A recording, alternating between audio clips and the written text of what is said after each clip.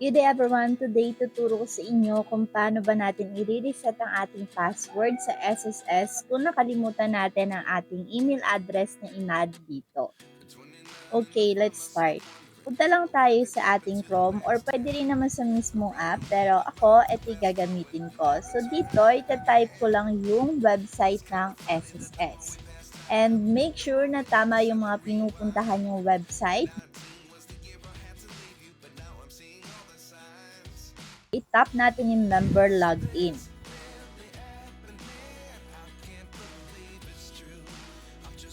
And here, makikita na agad natin yung forgot user ID or password. Now, para ma-reset natin dahil nakalimutan nga natin yung ating username o kaya yung password, kahit alin man dyan, itap na natin tong forgot.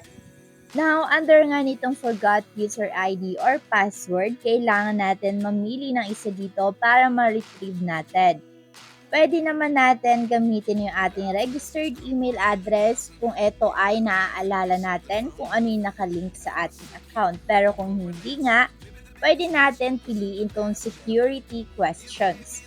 And don't worry dahil alam ko na pag nabasa nyo na kung ano yung hinihinging tanong, maaalala nyo din kung ano ba yung nilagay nyong sagot before nung gumawa kayo ng inyong account. Alright, itatap ko na yung security questions. Now, dito sa may next page, enter your CRN or SS number. Marami sa inyo ang nahihirapan kung bakit hindi tinatanggap yung SS number nyo pag nilalagay nyo dito. Ang technique lang mga kabomboms, tanggalin nyo lang yung mga dash sa pagitan ng mga numero ng inyong SS. And here, mababasa nyo dito yung please supply answers to your security questions below. Dito mga kabomboms, makikita nyo na ang tanong dito sa akin, in what town or city was your first job? What is your first pet's name? So kung kayo hindi nyo maalala yung mga nilagay nyong sagot dito sa kanilang security questions, mahihirapan tayo na ma-retrieve ang inyong account.